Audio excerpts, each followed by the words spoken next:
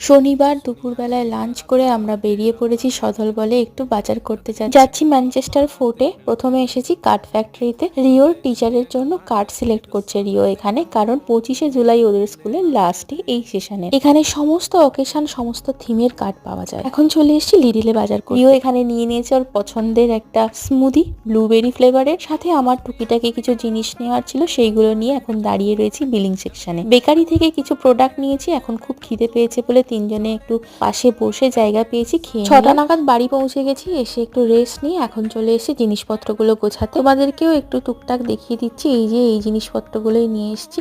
আর এটা পুস্তো আর চিকুর জন্য একটা খেলনা নিয়েছি। আমও নিয়ে এসেছি। ফল সবজি সমস্ত গুছিয়ে রাখলাম, সাথে গ্রসারি গুলো জায়গা মতো রেখে দিলাম। দুজনের জন্য একটু চা বানিয়ে নিয়েছি। বসে এখন এনজয় করব, কারণ বাইরে হচ্ছে মুষলধারে বৃষ্টি। চলো আজকের মতো ব্লগটা এই পর্যন্তই। সবাই খুব ভালো থেকো, দেখা হচ্ছে নেক্সট ব্লগে। Take care, bye by.